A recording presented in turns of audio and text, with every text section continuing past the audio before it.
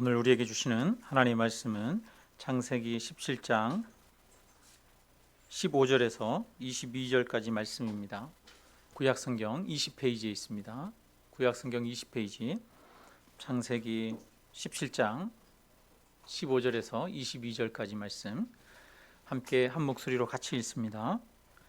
하나님이 또 아브라함에게 이르시되 내 아내 사레는 이름을 사레라 하지 말고 사라라 하라. 내가 그에게 복을 주어 그가 내게 아들을 낳아 주게 하며 내가 그에게 복을 주어 그를 여러 민족의 어머니가 되게 하리니 민족의 여러 왕이 그에게서 나리라. 아브라함이 엎드려 웃으며 마음속으로 이르되 100세 된 사람이 어찌 자식을 낳을까? 사라는 90세니 어찌 출산하리요? 하고 아브라함이 이에 하나님께 아뢰되 이스마엘이나 하나님 앞에 살기를 원하나이다. 하나님이 이르시되 아니라 내 아내 사라가 내게 아들을 낳으리니 너는 그 이름을 이삭이라 하라. 내가 그와 내 언약을 세우리니 그의 후손에게 영원한 언약이 되리라. 이스마엘에 대하여는 내가 내 말을 들었나니 내가 그에게 복을 주어 그를 매우 크고 생육하고 번성하게 할지라. 그가 12두령을 낳으리니 내가 그를 큰 나라가 되게 하려니와 내 언약은 내가 내년 이 시기에 사라가 내게 낳을 이삭과 세우리라. 하나님이 아브라함과 말씀을 마치시고 그를 떠나 올라가셨더라. 아멘. 한 주간 동안 잘 지내셨습니까? 네. 지난 금요일에 오늘 본문을 가지고 말씀을 나눴었는데요. 조금 더 이렇게 우리 주일날에도 나누면 좋겠다 그런 마음이 들어가지고 다시 준비를 했습니다. 오늘 본문의 주인공은 아브라함과 사라의 이야기입니다. 원래 아브라함은 갈대아 우르에 살던 사람입니다. 유프라테스 강 하류 쪽에 있는 큰 도시가 갈대아 우르였습니다. 아브라함은 도시 사람이에요. 네, 아주 큰 문명의 발상지인 그런 대도시에 살던 사람입니다. 그런데 하나님께서 그에게 찾아오셔서 너는 본토 친척 아비 집을 떠나 내가 너에게 지시할 땅으로 가라 이렇게 말씀하셨습니다. 본토 친척 아비 집은 삶의 터전이 되는 안전을 제공하는 그런 기초가 됩니다. 그런데 하나님께서는 자신의 삶의 안전과 터전을 떠나라고 그렇게 말씀하십니다. 자기가 의지하는 모든 것을 내려놓으라고 말씀하십니다. 그리고 내가 너에게 지시할 땅으로 가라라고 명령하셨습니다. 하나님은 아브라함을 통해서 한 민족을 세우시고 그를 통해서 온 세상을 구원할 구주가 오게 하실 계획을 세우셨던 것입니다. 아브라함은 이 하나님의 명령에 따라서 그렇게 본토 친척 아비 집을 떠났습니다. 그는 자신의 눈에 보이는 환경과 상황을 의지하지 않았습니다. 뿐만 아니라 자신의 이성적인 판단과 합리적인 생각을 의지하지도 않았습니다. 그는 위험을 무릅쓰고 하나님의 말씀을 따랐습니다. 그래서 창세기 12장에는 말씀을 따라 가나안 땅으로 갔다라고 말합니다. 믿음은 이처럼 말씀을 따라 가는 것이 믿음입니다. 보이지 않지만 보이지 않는 그 하나님의 말씀을 따르는 것이 바로 성도의 삶입니다. 하나님은 이런 아브라함을 축복하셨습니다. 내가 너로 하여금 큰 민족을 이루게 하고 또 너에게 복을 주어서 세상 모든 족속이 너로 하여금 복을 받게 하겠다. 너를 축복하는 자에게 축복하고 너를 저주하는 자에게 저주하겠다.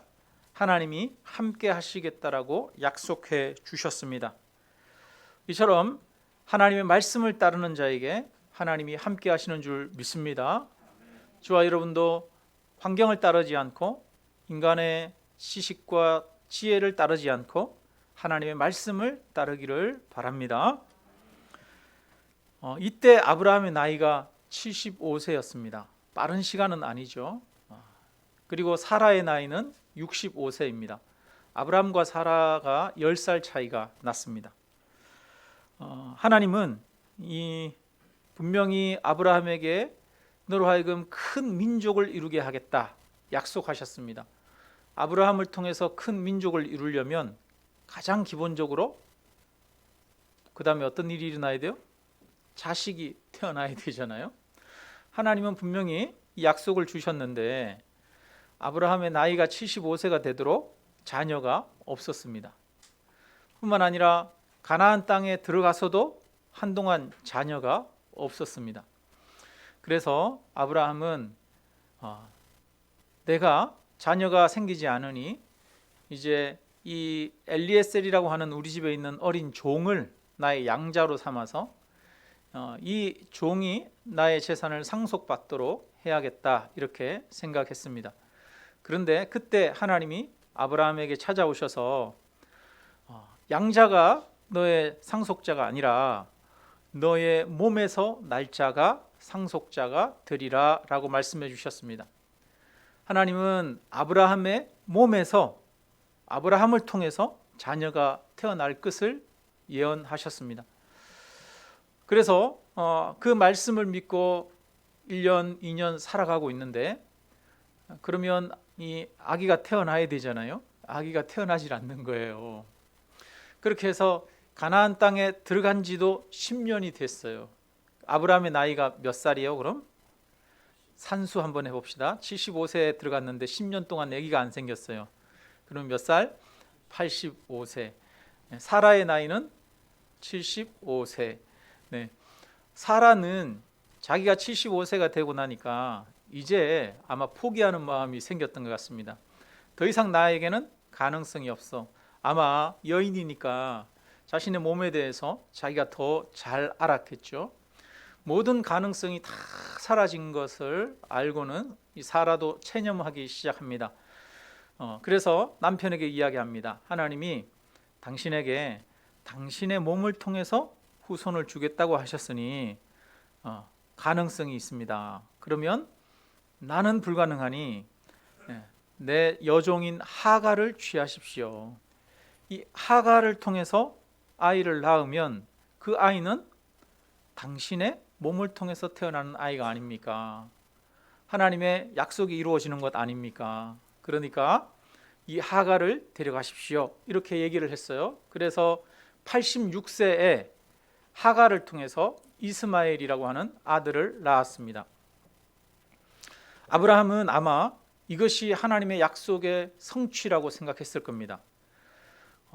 내 몸에서 날 자가 내 상속자가 되리라 라고 하셨던 그 말씀이 이루어진 것이라고 생각했을 것입니다.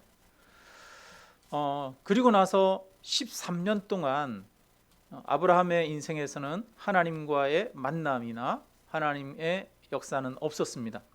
13년 동안 아브라함은 이 이스마엘을 키우면서 잘 살고 있었습니다. 이제 이 아이를 통해서 하나님의 약속이 이루어지고 큰 민족이 되어질 거라고 하는 그런 기대와 그런 마음을 가지고 살아가고 있었습니다. 그런데 하나님이 갑자기 아브라함이 99세 때에 다시 13년 만에 나타나시는 거예요. 이때 사라 나이는 몇 살이요? 89세. 근데 여기 보니까 내가 100세나 되었는데 내 아내는 90세가 됐는데 어떻게 자녀를 낳으리요? 이렇게 이야기를 하는데, 그러니까 우리 100살이라고 하고 90살이라고 합시다. 아브라함 나이 100살에 하나님이 갑자기 또 찾아오신 거예요. 그래서 하시는 말씀이 내가 이 사라를 통해서 아이를 주겠다라고 이야기하시는 겁니다. 그러면서 하나님이 이 아브라함에게 너의 이름을 새로 바꾸자라고 이야기하시면서 아브람이 아니라 원래 아브라함의 이름은 원래 이름은 아브람이고 또 사라의 원래 이름은 사레였습니다. 그런데 하나님께서 그들의 이름을 바꾸어 주십니다. 그 내용이 이제 오늘 17장에 나오는 그런 내용인데요. 성경에 보면 하나님이 그 이름을 바꾸시는 사람들이 좀 있어요. 야곱을 이스라엘로 바꾸셨고, 또 사울을 바울로 바꾸셨습니다. 또 시몬을 베드로로 그렇게 바꾸셨죠. 그것처럼 하나님은 이름을 바꾸어 주십니다. 이름을 바꾼다는 것은 그 사람의 정체성이 바뀌고 삶이 바뀌는 것과 같습니다.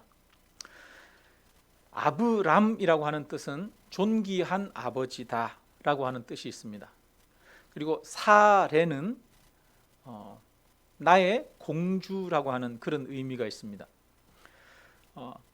이 둘 다 굉장히 개인적으로 영광을 얻고 또 그가 높임을 받게 되어질 명예와 영광을 나타내는 그런 이름입니다.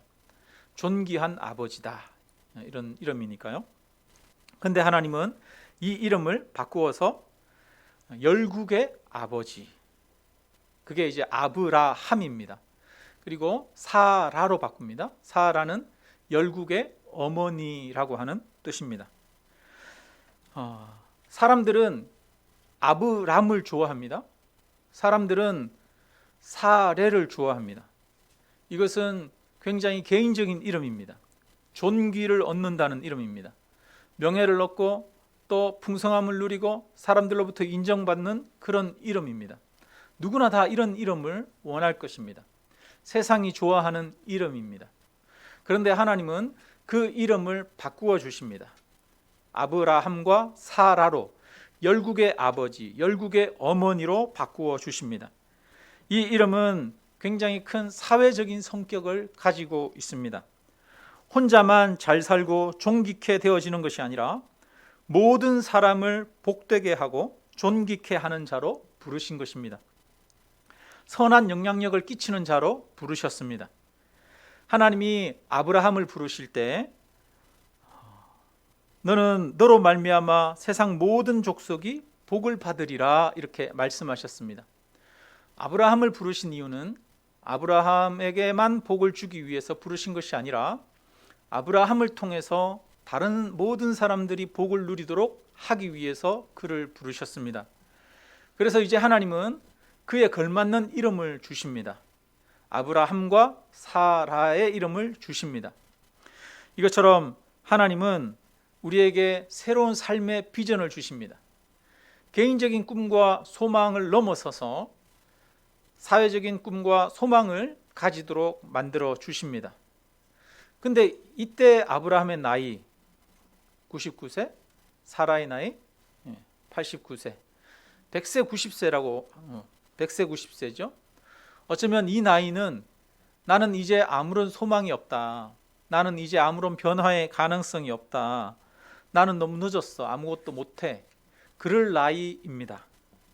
혹시 우리 가운데 나는 너무 늙었어, 나는 너무 나이가 많아, 내가 뭘 해, 나는 아무것도 못해, 이러는 분들이 계십니까? 하나님은 그런 아브람과 사레에게 찾아오셔서 새로운 꿈과 비전과 정체성을 가지도록 하십니다. 열국의 아버지, 열국의 어머니가 되게 하시겠다고 말씀합니다. 많은 사람들에게 선한 영향력을 끼치고 복을 주는 사람이 되게 하겠다고 말씀하십니다. 이것은 아브람과 사레가 세운 인생 목표와 계획이 아닙니다. 하나님이 세운 계획이고 하나님이 세운 목표입니다. 우리 인생도 마찬가지입니다.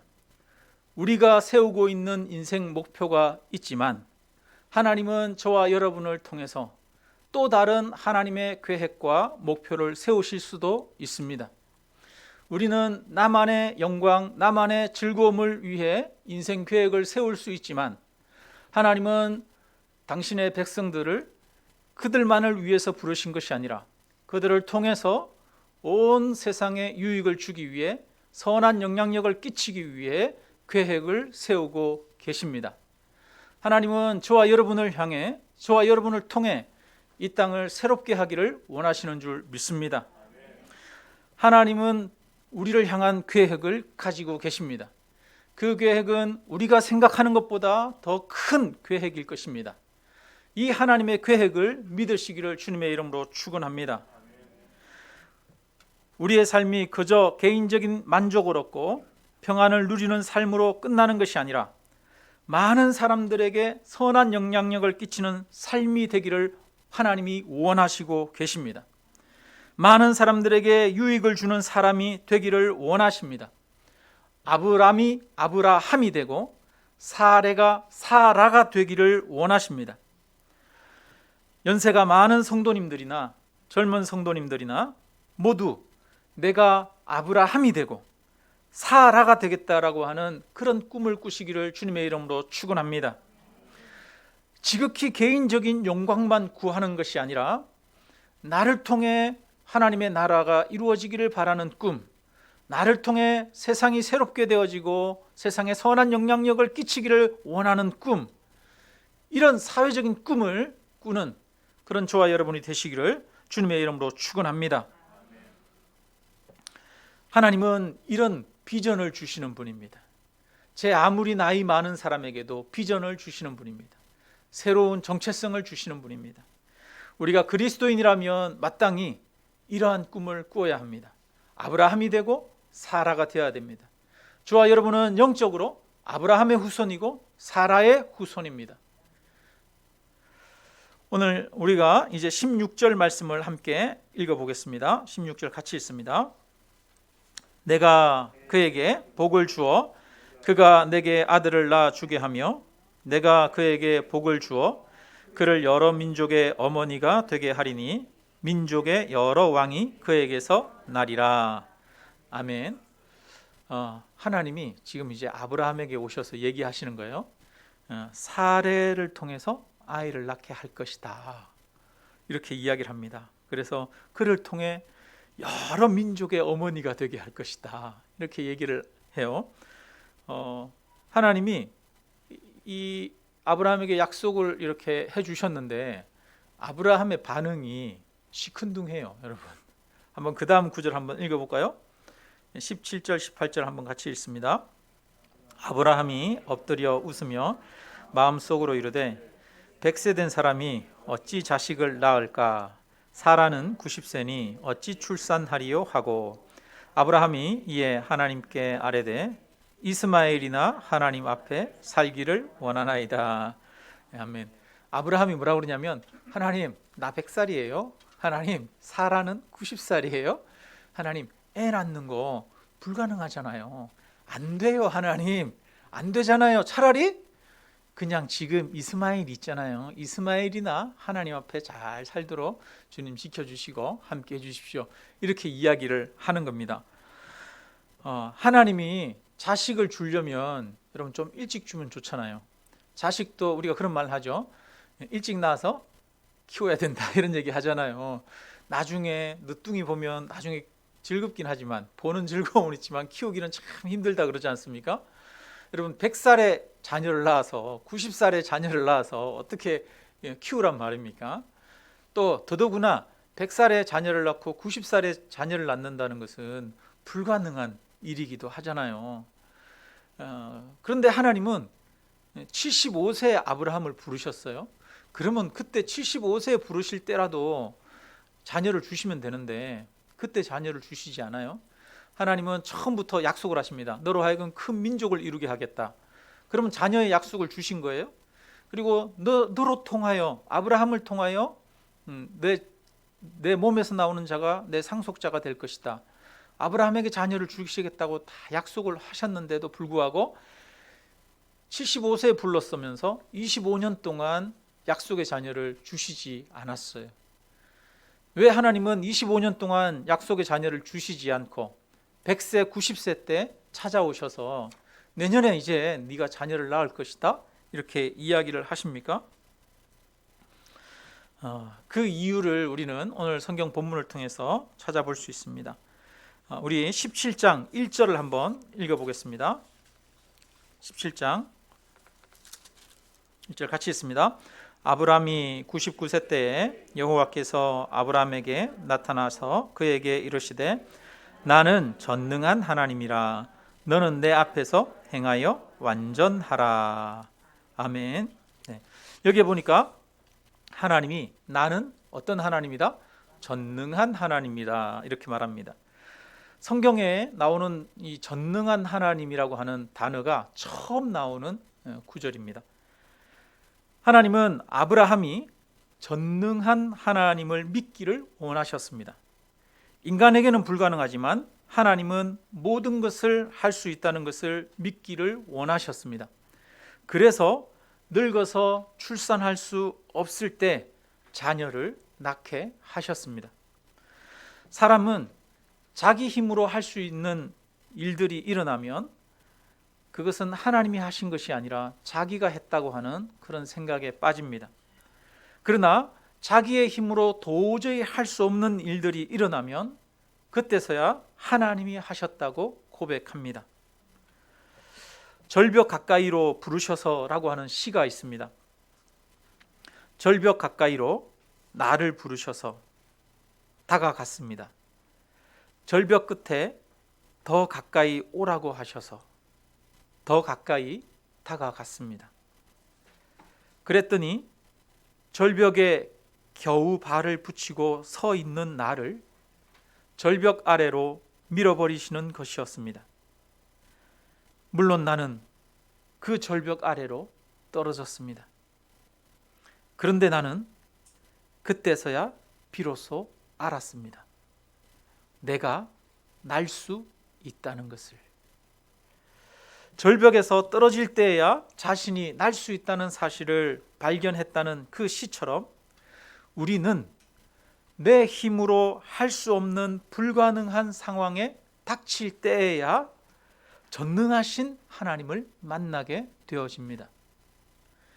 인간의 가능성이 끝난 자리에서 전능하신 하나님이 찾아옵니다. 도저히 헤어날 길이 없을 때, 그럴 때 우리는 전능하신 하나님을 만납니다. 바라기는 코로나로 인해서 어렵고 그런 힘든 현실 가운데 있는 우리 성도님들, 정말 끝이 없는 터널을 지나는 것 같은 그런 절망의 자리에 있는 우리 성도님들, 그런 우리 성도님들 가운데 전능하신 하나님에 대한 믿음이 있기를 주님의 이름으로 축원합니다. 하나님은 아브라함이 100세에 얻은 이 아들, 그 아들을 모리아산에서 바치라고 합니다. 그러자 아브라함은 망설이지 않고 그 다음날 아침에 일찍 짐을 싸서 모리아산으로 출발합니다. 모리아산에 도착해서는 일말의 망설임도 없이 이삭을 결박하고 칼로 그를 잡으려고 합니다. 아브라함은 거침없이 이 아들을 제물로 바칠 수 있었습니다. 그것은 아브라함이 이삭을 100세에 얻었기 때문입니다. 어쩌면 우리는 이렇게 생각할 수 있습니다. 100세에 얻은 아들이니까 얼마나 귀할까? 그러니까 하나님께 더 바치기가 힘들었을 것이다. 이렇게 생각할 수 있습니다. 저는 반대로 생각합니다. 100세에 얻은 아들이기 때문에 하나님께 바칠 수 있었다라고 생각합니다. 만약에 아브라함이 60세, 70세의 아들을 얻었다면 하나님께 바치지 못했을 것입니다. 왜냐하면 그 아들은 자기 힘으로 얻은 아들이기 때문입니다. 사라가 나이 90살에 출산이 불가능한 나이에 얻은 아들이기 때문에 이 아들 이삭은 하나님이 주신 아들이라는 것을 알았습니다.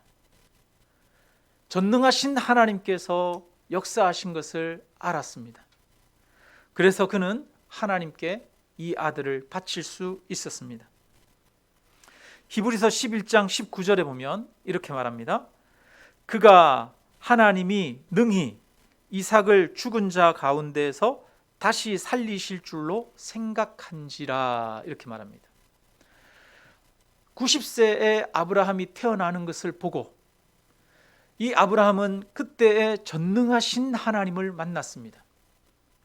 전능하신 하나님을 만난 이후에 아브라함은 그 아들 이삭을 하나님 앞에 제물로 드릴 수 있었습니다.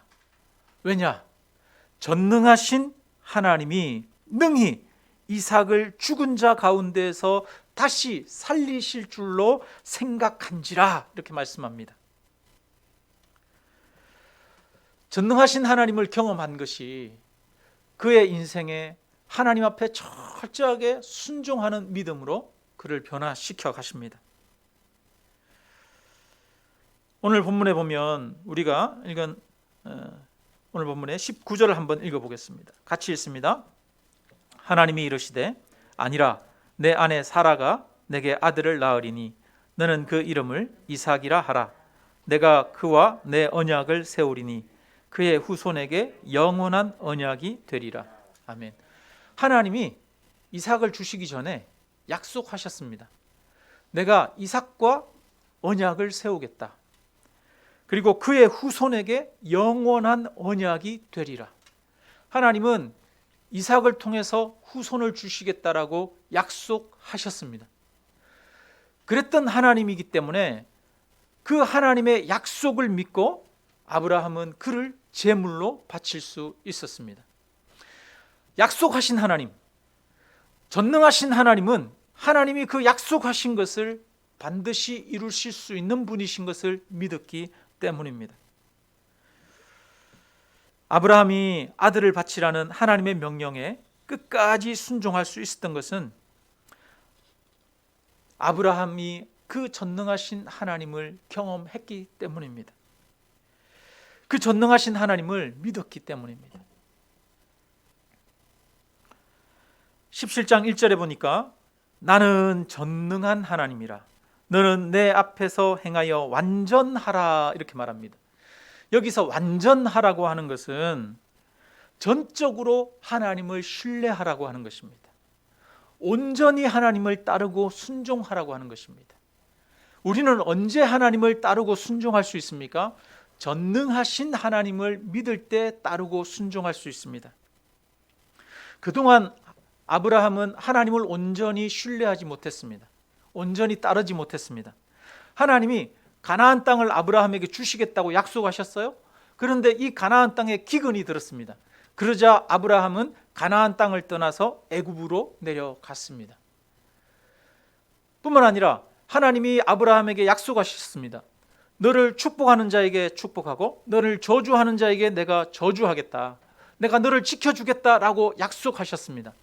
그런데 아브라함은 애굽에 내려가면서 자기 아내 사레를 당신은 나를 남편이라고 하지 말고 나를 오빠라고 하시오 라고 말합니다. 왜냐하면 사람들이 자기를 죽일까 겁내서 인간적인 수단과 방법을 찾은 것입니다. 뿐만 아니라 그는 자녀가 생기지 않자 하나님이 그로 하여금 큰 민족을 이루게 하시겠다 약속하셨음에도 불구하고 양자를 통해서 상속자를 삼으려고 합니다. 그래도 자녀가 생기지 않자 이제는 이스마엘을 하가를 통해서 자녀를 낳으려고 합니다. 이것처럼 하나님을 온전히 신뢰하지 못하고 인간적인 여러 수단과 방법을 사용하는 그런 연약한 모습의 아브라함입니다. 하나님은 그런 아브라함이 온전한 믿음을 가질 수 있도록 전적으로 하나님을 신뢰하고 따를 수 있도록 하기 위해서 100세의 자녀를 낳게 하십니다. 하나님의 관심은 아브라함의 믿음에 있었습니다. 아브라함이 하나님을 온전히 신뢰하고 믿을 수 있도록 그의 믿음을 성장시키기 위해서 하나님은 75세에 아브라함을 부르시고 25년 동안 기다리신 이후에 100세의 아들을 주십니다. 그래서 그 약속이 반드시 이루어진다는 것을 보여주시고 인간의 불가능한 현실 속에서도 전능하신 하나님이 이루신다는 것을 보여주셨습니다. 하나님은 모세를 부르실 때 혈기왕성한 40세의 모세를 부르신 것이 아닙니다. 오히려 나는 아무것도 할 수 없습니다 라고 하는 80세의 모세를 부르셨습니다. 내 힘으로는 아무것도 할 수 없다는 것을 깨달았을 때 그때야말로 전적으로 하나님의 능력을 의지할 수 있습니다. 전능하신 하나님을 믿고 바라보고 소망할 수 있습니다. 나는 아무것도 할 수 없다라고 하는 사실을 깨달았을 때에 우리는 진정으로 하나님께 순종할 수 있습니다. 내가 할 수 있다라고 생각하는 사람은 하나님의 명령에 100% 순종하지 못합니다. 나는 못합니다 라고 하는 사람이야말로 오히려 하나님의 명령 앞에 순종합니다. 100세 아브라함, 자녀를 낳을 수 없다는 것을 고백하는 아브라함이야말로 그 아들을 모리아산에서 하나님 앞에 제물로 바칠 수 있었습니다. 하나님이 우리에게 원하시는 것도 여러분 우리의 믿음입니다. 그래서 믿음이 없이는 기쁘시게 못하나니 하나님께 나아가는 자는 반드시 그가 계신 것과 그가 자기를 찾는 자들에게 상 주시는 이심을 믿어야 할지니라 라고 말씀합니다. 하나님은 우리가 전능하신 하나님을 온전히 믿고 하나님을 신뢰하도록 하기 위해서 절망의 자리로 몰아가실 때가 있습니다. 오랜 기다림의 자리로 몰아가실 때가 있습니다. 혹시 우리 성도님들 중에 절망 가운데 계시는 분들이 계십니까? 오랜 기다림을 가지고 하나님의 축복이 이루어지기를 기다리고 있는 분들이 계십니까? 그렇다면 전능하신 하나님이심을 온전히 믿으심으로 그 절망의 자리에서 하나님을 바라보시기를 바랍니다. 성도 여러분, 하나님이 원하시는 것은 우리의 믿음입니다. 우리의 무능력함을 고백하며 전적으로 하나님의 능력을 의지하고 그 약속을 믿고 따르는 것입니다. 전능하신 하나님을 믿고 신뢰하는 우리가 되기를 주님의 이름으로 축원합니다. 한 가지만 더 말씀드리겠습니다. 마지막으로 이 이삭을 뭐라고 하느냐 하면 약속의 자녀라고 해요. 약속의 자녀. 하나님이 약속하셔서 그 약속에 따라서 아브라함에게 주신 자녀입니다. 이 약속의 자녀는 아브라함의 능력으로 낳은 자녀가 아니에요.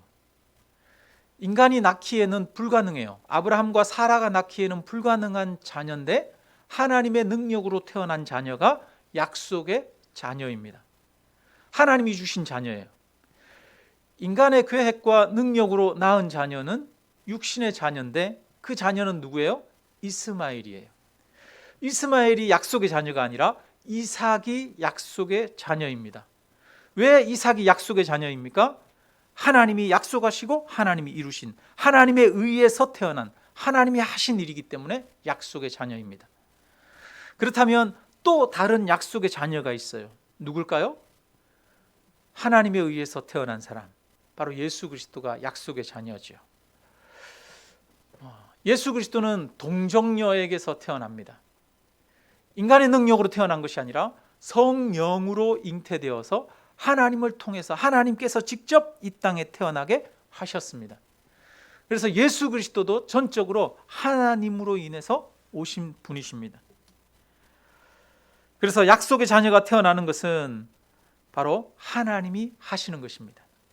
그런데 갈라디아서 4장 28절에 보면 뭐라고 말하냐면, 형제들아 너희는 이삭과 같이 무엇의 자녀라? 약속의 자녀라. 하나님이 저와 여러분을 무엇이라고 말하느냐?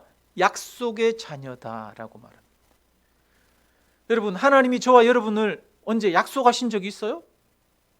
내가 너희를 태어나게 하겠다라고 약속하신 적이 있습니까?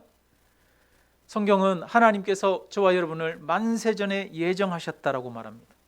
그래서 우리를 그 예정에 따라 부르셨다라고 말씀하시고 있습니다.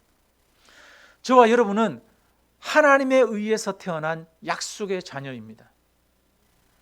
어쩌면 그래, 우리 엄마 우리 아버지가, 육신의 엄마 아버지가 나를 낳았지만 그 육신의 엄마 아버지가 나를 낳은 것도 사실은 하나님이 하게 하셔서 하신 거지, 다 하나님의 역사고 손길이니까 나는 약속의 자녀야, 이렇게 생각할지도 모르겠습니다. 물론 맞습니다. 그러나 여기에서 말하는 약속의 자녀는 또 다른 의미가 있습니다. 예수님이 니고데모를 만났을 때 니고데모에게 말합니다. 니고데모가 하나님, 내가 어떻게 하면 구원을 얻겠습니까? 예수님 이렇게 물으니까 예수님이 사람이 물과 성령으로 거듭나지 않으면 하나님의 나라를 볼 수 없다라고 말합니다. 거듭난다는 것은 무슨 말이냐? 다시 태어난다는 겁니다. 아기가 태어난다는 것처럼 사람이 다시 태어나야 되는 거예요. 그래서 니고데모가 말합니다. 아니, 어떻게 우리가 다시 태어날 수 있습니까? 엄마 뱃속에 들어갔다가 다시 나와야 됩니까? 어떻게 다시 태어날 수 있습니까? 그러자 물과 성령으로 다시 난다라고 말합니다. 여러분, 저와 여러분은 물과 성령으로 나는 겁니다. 성령으로 태어난다는 것은 하나님에 의해서 태어난다는 겁니다. 여러분, 우리가 다시 우리의 힘으로 거듭나는 것이 아닙니다. 우리가 새롭게 다시 거듭나는 것은 하나님의 성령으로 되어지는 것입니다. 하나님에 의해서 되어지는 것입니다. 우리는 우리의 행위로 구원 얻는 것이 아닙니다. 우리가 열심히 선행을 쌓고 노력해서 구원 얻는 것이 아닙니다. 그렇게 해서 구원 얻는 것이 아니라 구원 얻는 것은 다시 태어나야 합니다. 누구에 의해서 태어납니까? 성령으로 태어나는 것입니다. 하나님에 의해서 태어나는 겁니다. 하나님에 의해서 태어나는 자가 약속의 자녀입니다. 그래서 저와 여러분을 향해서 성경은 이삭처럼 너희 또한 약속의 자녀다라고 말씀하고 있습니다. 저와 여러분이 구원받은 것은 내 능력과 내 힘으로, 내 노력으로 되어진 것이 아닙니다. 하나님의 약속으로, 하나님에 의해서, 하나님의 능력으로 다시 태어나게 된 것입니다. 이것이 하나님의 은혜입니다. 하나님의 은혜가 아니고서는 우리가 약속의 자녀가 될 수 있는 길이 없습니다. 그래서 저와 여러분은 하나님의 약속의 자녀가 되었습니다. 100세에 태어난 이삭이 하나님에 의해서 태어나서 약속의 자녀가 되어진 것처럼 저와 여러분 또한 약속의 자녀입니다. 하나님이 저와 여러분에게 약속하셨습니다. 예수 그리스도를 믿는 자에게 영생을 주신다고 약속하셨습니다. 그 약속에 따라 저와 여러분도 하나님의 자녀가 되어지고 상속자가 되어진 줄로 믿습니다. 그래서 오직 하나님의 은혜, 하나님에 의해서 내가 태어났음을, 그래서 새롭게 태어났음을 믿으시기를 주님의 이름으로 축원합니다. 인간의 능력으로는 구원 얻을 수 없습니다. 인간의 능력으로는 다시 태어날 수 없습니다. 그런데 다시 태어나게 하는 그 분이 있습니다. 전능하신 하나님만이 다시 태어나게 합니다. 전능하신 하나님이 이삭을 90세의 사라를 통해서 태어나게 하십니다. 마찬가지로 우리의 힘으로는 구원 얻을 수 없습니다. 그런데 전능하신 하나님이 저와 여러분을 구원하십니다. 그 전능하신 하나님은 아브라함을 부르셔서 이제 새 이름을 주십니다. 열국의 아버지, 열국의 어머니라고 하는 이름을 주십니다. 전능하신 하나님을 믿을 때 우리는 새 사명을 가지고 살아갈 수 있습니다.